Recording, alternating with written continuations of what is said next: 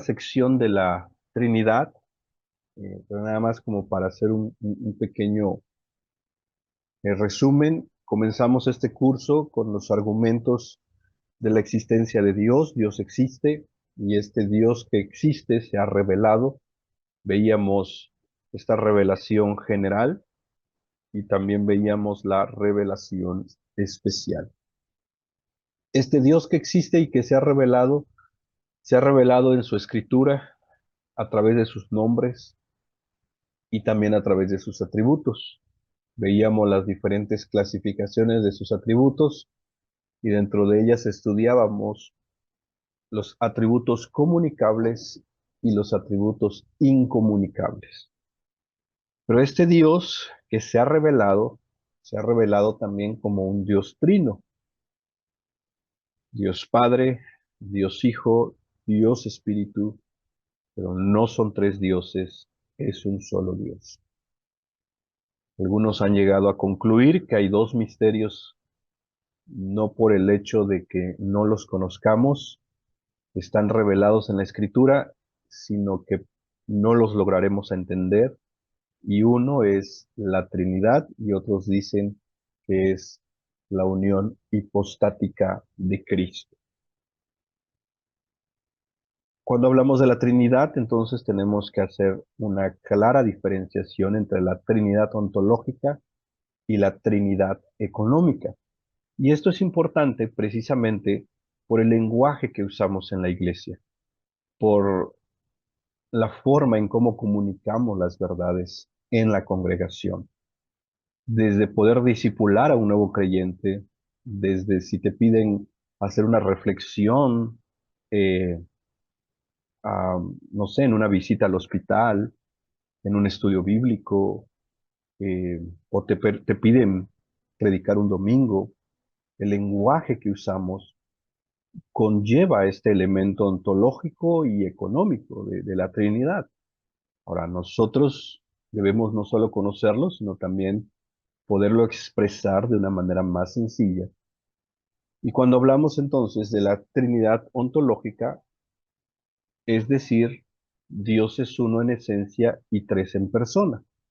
Esta definición la encontré ahí en internet y me gustó por lo práctico y lo sencillo que lo resume. La ontología es el estudio filosófico de la naturaleza del ser.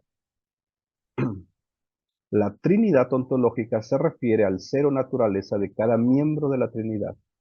En naturaleza, esencia y atributos, cada persona de la Trinidad es igual.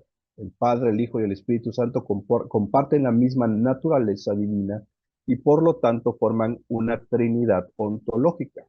La enseñanza de la Trinidad ontológica dice que las tres personas de la divinidad son iguales en poder, gloria, sabiduría, etcétera. ¿Qué significa esto? Que cuando hablamos de la Trinidad ontológica, decimos que Dios es uno en esencia, y cuando decimos esto es cuando también entendemos que el Hijo y el Espíritu no son menos que el Padre, son igual que el Padre, tienen la misma esencia, son iguales en poder.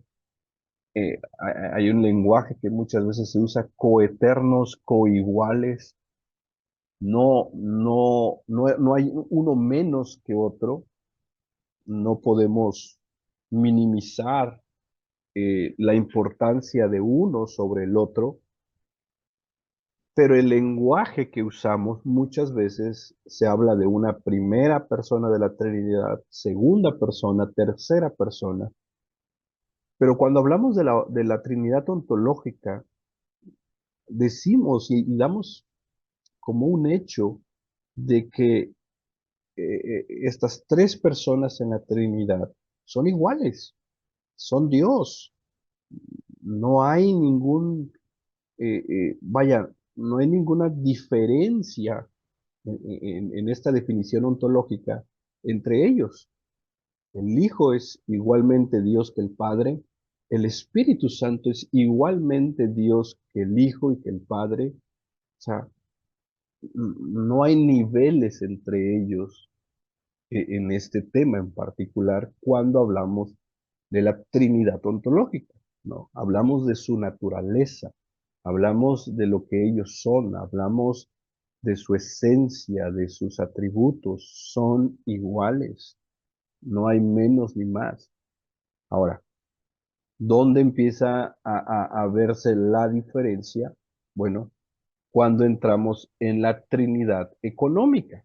Nuevamente, aquí es un tema de lenguaje que usamos. Porque cuando hablamos de la Trinidad económica, este Dios trino eh, tiene sus relaciones intratrinitarias, es decir, relaciones entre ellos, entre el Padre, el Hijo y el Espíritu Santo. Hay, eh, por así decirlo, aparte de la palabra relaciones, hay funciones del Padre, funciones del Hijo y funciones del Espíritu Santo. Pero cuando ya hablamos de las relaciones intratrinitarias entre el Padre, el Hijo y el Espíritu Santo, o los roles de la Trinidad, o sus funciones, estamos hablando de la Trinidad económica. Y aquí es donde yo quiero que lo entendamos, que cuando hablamos de su naturaleza, no hay ningún cambio entre ellos. Los tres son iguales, iguales en poder, gloria, sabiduría, eternidad. Perdón, es que he estado un poco enfermo estos días. Y cuando hablamos de la Trinidad económica, no estamos hablando de su naturaleza, no estamos hablando de sus atributos, estamos hablando de sus roles, de sus funciones, de sus relaciones entre ellos.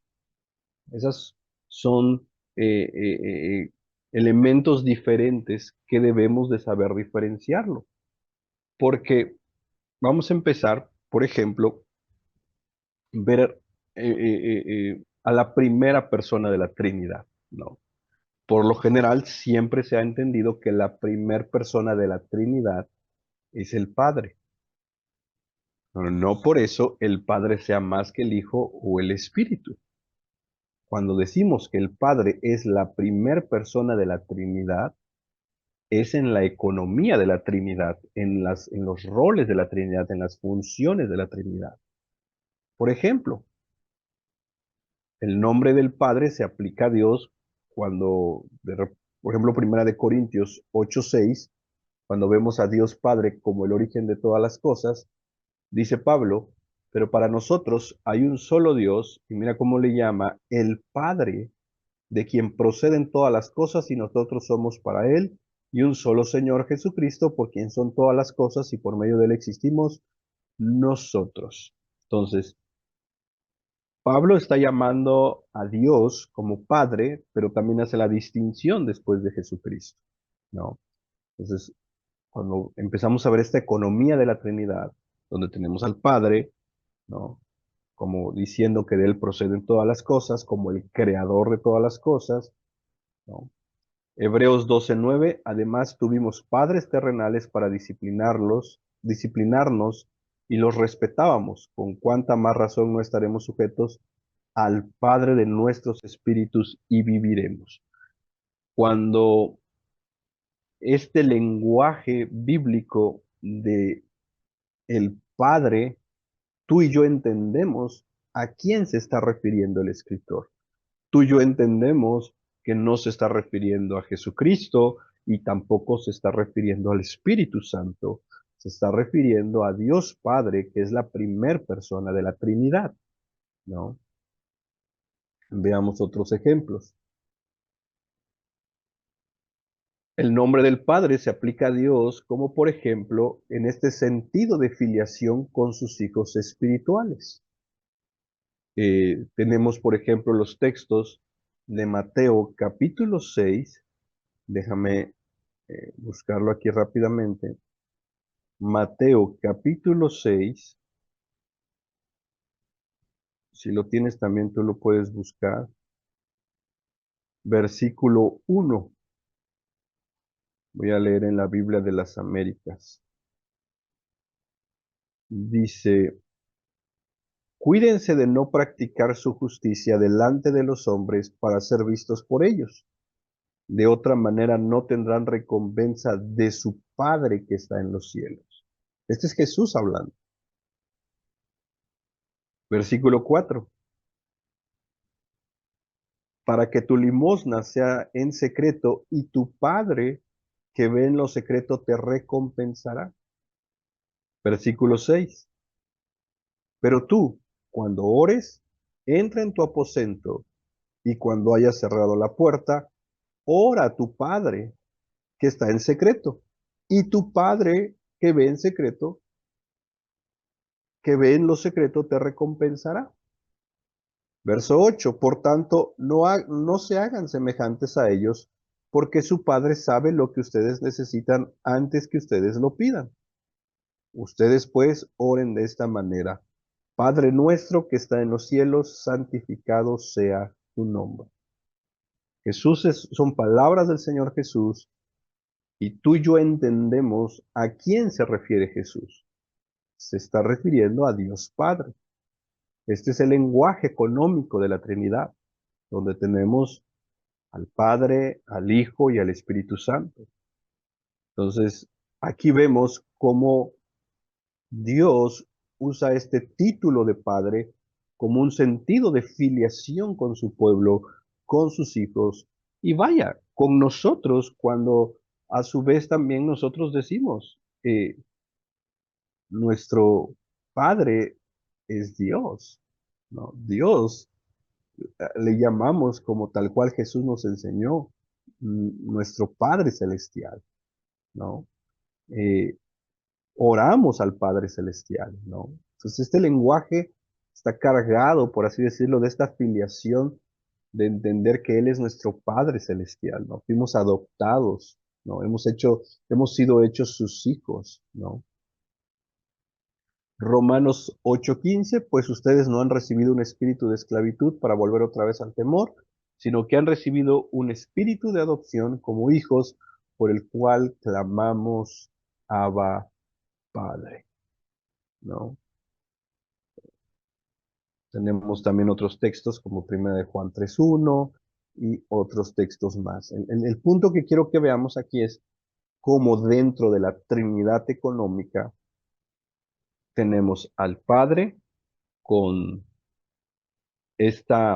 dándose a revelar tal cual como un Padre celestial, con una filiación de sus hijos, como el que de él proviene todo. Y Pablo dice, de él proviene todo, él es el Padre de los espíritus, de nuestros espíritus, dice. Entonces, vemos estas relaciones intratrinitarias, ¿no? Eh, Luego también lo vemos en cómo se aplica en su relación con la segunda persona de la Trinidad, que en este caso tú y yo sabemos que la segunda persona de la Trinidad es Jesús. Y Juan capítulo 5, verso 17 dice, pero Jesús le respondió, hasta ahora mi Padre trabaja y yo también trabajo. Mira cómo Jesús le llama a Dios, le llama mi Padre, ¿no? Ahora, mira la respuesta de los oyentes. Entonces, por esta causa, los judíos aún más procuraban matar a Jesús, porque no solo violaba el día de reposo, sino que también llamaba a Dios su propio Padre, haciéndose igual a Dios. Y luego sigue diciendo, en verdad les digo que el Hijo no puede hacer nada por su cuenta, sino lo que ve hacer al Padre, porque todo lo que hace el Padre también hace el Hijo, de igual manera, pues el Padre ama al Hijo y le muestra todo lo que él mismo hace y obras mayores que ésta les mostrará. Y ahí sigue hasta el verso 26 con este lenguaje del Padre y el Hijo, donde Jesús mismo, son sus palabras, está literalmente llamando a Dios como Padre. ¿Es Jesús menos en su naturaleza divina, en su esencia divina que el Padre? No, no es menos. ¿Por qué? Porque en la Trinidad ontológica que veíamos no es uno más ni menos. Cuando vemos este lenguaje aquí, por ejemplo, de Juan, es la economía de la Trinidad, son los roles de la Trinidad, ¿no? Juan 8:54, Jesús respondió, si yo mismo me glorifico, mi gloria no es nada, es mi Padre el que me glorifica, de quien ustedes dicen, Él es nuestro Dios. ¿Qué más hace el Padre en esta Trinidad económica? Dios Padre envía al Hijo. Juan 3:16, de tal manera amó Dios al mundo que envió, ¿no? En esta Trinidad económica, John Flavel, el puritano, tiene ahí por ahí un texto bien hermoso que habla precisamente de esta como conversación que John Flavel dice que tuvieron en la Trinidad, donde el Hijo le dice al Padre, yo iré, ¿no? Y pagaré por la salvación, ¿no? Eh, y este texto de Juan 3:16 es Dios envía al Hijo, ¿no? Eh, quienes somos, en mi caso, de una teología más reformada, que creemos en una elección soberana, eh, en mi caso yo creo que quien elige soberanamente es el Padre, ¿no? El Padre elige, el Hijo redime y el Espíritu Santo sella al creyente, ¿no? Eh, ya vimos algunos hace un momento, pero en esta Trinidad económica es el Padre el que crea todo, es el que sustenta con su providencia todo, y vemos este actuar de Dios Padre, ¿no? Pero en la Trinidad económica tenemos a la segunda persona de la Trinidad, que es el Hijo, ¿no? Y tú y yo sabemos que cuando la Biblia habla del Hijo, se refiere a Jesucristo. Juan 1:14, el Verbo se hizo carne y habitó entre nosotros y vimos su gloria, gloria como del unigénito del Padre, lleno de gracia y de verdad. Eh, nuevamente, el hecho que el Hijo haya venido a nosotros, se haya encarnado, que se haya hecho hombre, no significa que sea menos que el Padre. Simple y sencillamente está cumpliendo su rol y como Juan dice, Él se hizo carne, habitó entre nosotros con la misma gloria del Padre. Y de hecho, más adelante en el verso 18, nadie ha visto jamás a Dios. El unigénito Dios que está en el seno del Padre, Él lo ha dado a conocer. Jesucristo es Dios, vino a nosotros, se hizo hombre, es verdaderamente Dios, verdaderamente hombre. Eso se ve más en Cristología, pero no por eso, no al encarnarse es menos que el Padre. En su ontología, él, eh, él sigue siendo Dios, pero en su economía, por así decirlo, él viene a nosotros como hijo, ¿no? Nuevamente Juan 3:16, de tal manera amó Dios al mundo que envió a su hijo, que dio a su hijo, ¿no? Ahí está el lenguaje claro donde vemos al Padre enviando al Hijo, donde el Hijo viene, nace de una virgen, vive una vida sin pecado, muere en la cruz del Calvario, es sepultado, resucita, asciende a los cielos y es al Hijo al que esperamos en su segunda venida. Nuestra esperanza es que el Hijo vuelva por nosotros, ¿no? En esa segunda venida, ¿no? Eh, Berkov decía, los judíos ciertamente entendieron que Jesús declaraba que Él era el Hijo de Dios en un sentido metafísico porque consideraron que era una blasfemia la manera que se refería a sí mismo como el Hijo de Dios, como la cita de hace un momento. Cuando Jesús le llama a Dios Padre y se considera como el Hijo de Dios, en el lenguaje de los judíos entendían que lo que Jesús estaba diciendo, yo soy igual que Dios, porque yo soy Dios. Y por eso lo querían apedrear. Entonces, Él es Dios en un sentido ontológico, en un sentido de la Trinidad económica, Jesucristo es el Hijo y es la segunda persona de la Trinidad quien vino a nosotros.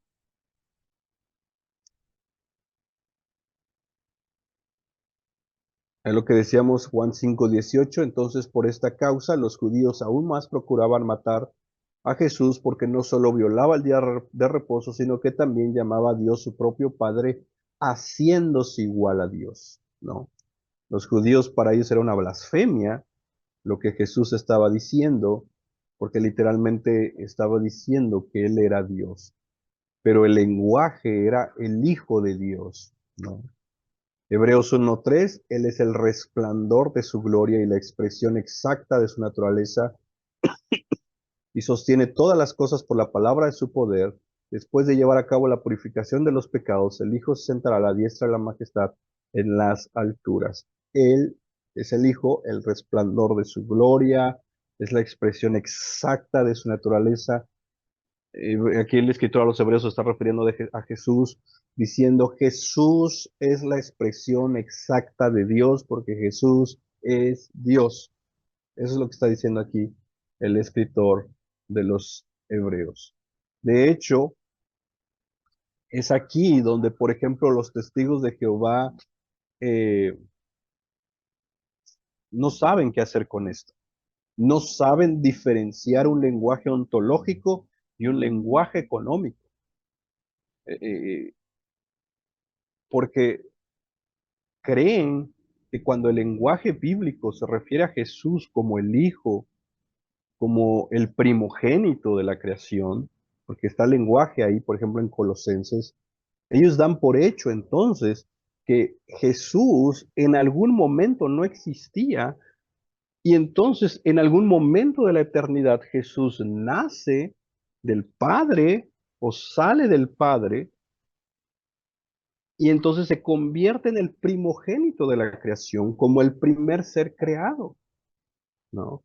Y pueden, y muchas veces los testigos de Jehová, por ejemplo, agarran pasajes como estos, donde literalmente ven a Jesús como la segunda persona de la Trinidad, restándole importancia a Jesús, restándole divinidad a Jesús, restándole gloria a Jesús, porque literalmente no saben diferenciar este lenguaje económico de la Biblia, donde solamente se nos está describiendo sus funciones, no su naturaleza de Jesús, ¿no?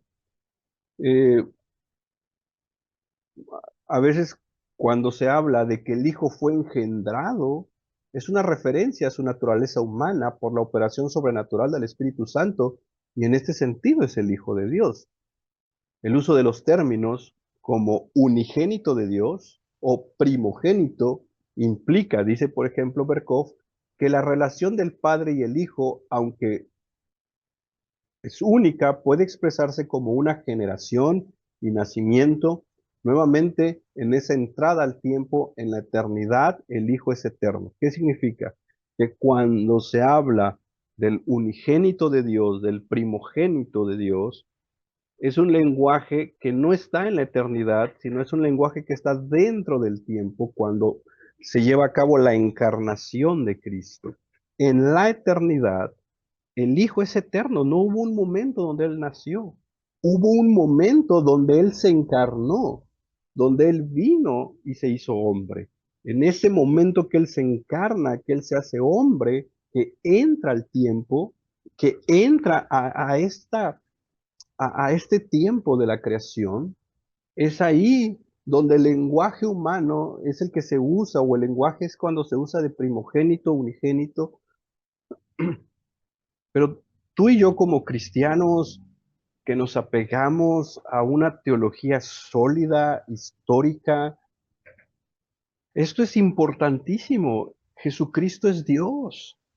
Esto es solamente un lenguaje en la Trinidad económica. ¿Y por qué esto es importante? Como por ejemplo, por eso la recomendación del libro que te hacía hace un rato de Nicea hasta Constantinopla, porque Nicea y el credo de los credos anteriores también, como desde el credo de los apóstoles, el que leíamos de Atanasio, me parece que leíamos la vez pasada, surgen precisamente por voces dentro de la congregación donde decían que Jesucristo no es Dios, no. Y esto es una doctrina primaria. Jesucristo es Dios, verdaderamente Dios y verdaderamente hombre. Y quizás alguien pueda preguntarte o decir, bueno, pero ¿por qué aparece como la segunda persona de la Trinidad? Ah, ok, sí, aparece como la segunda persona de la Trinidad por sus roles, por su función que está llevando a cabo. Pero eso no significa que no sea Dios. Su naturaleza es igual a la del Padre. De ahí la importancia de entender la Trinidad ontológica y la Trinidad económica.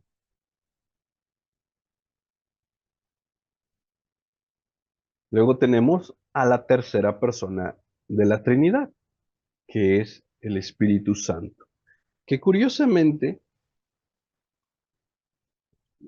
muchas veces creo que no sabemos qué hacer con el Espíritu Santo. El reformado no sabe qué hacer. De repente eh, no sabe cómo reaccionar ante la misma presencia del Espíritu Santo. Y por el otro lado, hay movimientos pentecostales, por ejemplo, que tampoco saben qué hacer con la presencia del Espíritu Santo y se vuelve todo un desorden, ¿no? Los servicios, los cultos, las vidas mismas de las personas. Y creo que muchas veces olvidamos que el Espíritu Santo es Dios. Creo que hay un pecado por ahí que podemos cometer, nuevamente, de minimizar la presencia del Espíritu Santo, despreciar su presencia y, y vuelvo a repetir, al igual que los testigos de Jehová le restan divinidad a Jesús, a veces nosotros le restamos divinidad al Espíritu Santo. Ahora, el Espíritu Santo es una persona, Juan 14:26, pero el Consolador, el Espíritu Santo, a quien el Padre enviará en mi nombre. Ahora miren aquí, ¿quién envía al Espíritu Santo? El Padre, ¿no? El Padre y el Hijo envían al Espíritu Santo. Ahora, ¿se acuerdan cuándo viene el Espíritu Santo? Después de la ascensión del Hijo. El Hijo asciende y el Espíritu Santo desciende en el día del Pentecostés, ¿no? Nuevamente, alguien podría decir, es el último en llegar, es el último en aparecer. No, no, no, no se trata de quién aparece primero, segundo, tercero, no, esto no se trata de, vuelvo a repetir, de un tema de importancia. Esto se trata de sus roles, de sus funciones, del plan divino que se está llevando a cabo. Y en este plan divino había un momento exacto, de hecho está profetizado de Joel, cuándo llegaría el Espíritu Santo, todas sus funciones del Espíritu Santo, y no por eso el Espíritu Santo en su naturaleza divina sea menos que el Hijo o menos que el Padre. Juan capítulo 16, 13, 14. Pero cuando el Espíritu de verdad venga, los guiará a toda la verdad. Miren la función del Espíritu Santo. La función del Espíritu Santo no es tirar a la gente, no es que hagan un escándalo, no es que hagan un show, es guiarnos a la verdad. Porque no hablará por su propia cuenta, sino que hablará todo lo que oiga y les hará saber lo que habrá de venir. Él me glorificará porque tomará de lo mío y se lo hará saber a ustedes. Funciones del Espíritu Santo, esto se ve en neumatología. Funciones del Espíritu Santo es llevarnos a Cristo, mostrarnos a Cristo, para que nuestras vidas sean transformadas a la imagen de Cristo y vivamos para la gloria de Dios, ¿no? Algunas funciones más del Espíritu Santo en esta economía divina. El Espíritu Santo es quien actúa en la vida del creyente. Él es el que nos conecta con Dios. Él es el que está generando esta vida espiritual en nosotros. Él es el que está santificando a su iglesia a través de su palabra, a través de los medios de gracia. Él es el que convence de pecado. Él es el que nos guía a Cristo. Él es el que nos enseña las verdades bíblicas. Él es el que inspiró las escrituras. Y por ejemplo, tenemos un pasaje en Hechos capítulo 5, que creo que tú conoces muy bien, donde está Ananías y Zafira. Y nada más déjame leerte un par de versículos. Mira el verso 3 dice, pero Pedro dijo, Ananías, ¿por qué ha llenado Satanás tu corazón para mentir al Espíritu Santo y quedarte con parte del precio del terreno? Dice el verso 4, mientras estaba sin venderse no te pertenecía y después de vendida no estaba bajo tu poder.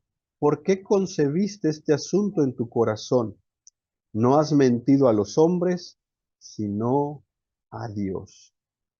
Ahí está claro, una, que el Espíritu Santo es una persona de la Trinidad, y dos, que el Espíritu Santo es Dios. Nuevamente, aquí hay un claro texto que tira abajo las doctrinas nuevamente como los testigos de Jehová u otras sectas donde quieren poner, por ejemplo, al Espíritu Santo como una fuerza que actúa en la vida de las personas. No, el Espíritu Santo no es una fuerza, el Espíritu Santo es una persona. Y esto es importante sobre todo cuando vemos un simbolismo en la Biblia, como de repente el aceite, el fuego, la misma unción, y todos estos símbolos que apuntan a la persona del Espíritu Santo. Entonces, no olvidemos que el Espíritu Santo es una persona y es Dios. Entonces, ¿qué tenemos a manera de resumen? La Trinidad ontológica, las tres personas de la Trinidad son iguales en naturaleza, iguales en esencia, iguales en gloria, iguales en poder, no es uno más que el otro, son iguales en todo. Por eso decimos Dios es uno en esencia y tres en persona. Y cuando hablamos de la Trinidad económica, hablamos de la primera persona de la Trinidad, la segunda persona de la Trinidad y la tercera persona de la Trinidad. Y esto es importante cuando tú leas tu Biblia y estás leyendo un pasaje donde tal vez el lenguaje sea el Padre envió al Hijo, el Padre envía al Espíritu Santo, o el Hijo glorifica al Padre. Eso es un lenguaje de la economía divina, de la economía trinitaria, donde solo se nos está narrando sus funciones. No lo confundamos con su naturaleza. Eso es algo importante, vuelvo a repetir, cuando compartimos el Evangelio, ¿no? Cuando compartimos el Evangelio, debemos de tener claro este elemento trinitario, porque el Evangelio que predicamos es trinitario. Dios nos creó, nos rebelamos contra Dios, pecamos y fuimos destituidos de la gloria de Dios. Por tanto, este Dios glorioso al cual hemos ofendido, envió a su Hijo como nuestro mediador, como nuestro Salvador, quien llevó nuestros pecados en la cruz del Calvario, y que gracias a su obra podemos hoy volvernos al Padre Celestial. Podemos llamar a Dios como Padre Celestial gracias a la obra del Hijo. Sin la obra del Hijo no podemos ni siquiera, vaya, voltear a ver al Padre. Nuestras oraciones ni siquiera son oídas. Nuestras oraciones hoy son escuchadas, nuestras alabanzas son recibidas, nuestras ofrendas son aceptadas, nuestro servicio es aceptado gracias a la obra del Hijo. Él es nuestro mediador, por eso cuando oramos, cuando hacemos algo, lo hacemos en el nombre de Jesucristo, nuestro Señor, nuestro Salvador y nuestro mediador. Y esto lo sabemos porque el Espíritu Santo nos lo ha revelado y Él sigue obrando en nosotros para transformarnos a la imagen de aquel que nos salvó. Es importante, no son tres dioses, es un solo Dios que en esta Trinidad económica, nuestro evangelio es trinitario. Oramos al Padre en el nombre del Hijo con la ayuda del Espíritu Santo. Nuestras oraciones son trinitarias. Le servimos a Dios para su gloria a través de Cristo, guiados por el Espíritu Santo. Nuestro servicio es trinitario. Le cantamos a Dios por medio del Hijo, guiados por el Espíritu Santo. Somos trinitarios, hermanos. Yo oro que nuestras iglesias locales recuperemos este lenguaje trinitario, porque muchas veces, sin darnos cuenta, no sabemos qué hacer con la Trinidad. Y la Biblia es clara en este lenguaje trinitario, ¿no? Ahora, para concluir, la tarea de esta semana, que ustedes puedan explicar en sus propias palabras qué es la Trinidad ontológica y qué es la Trinidad económica.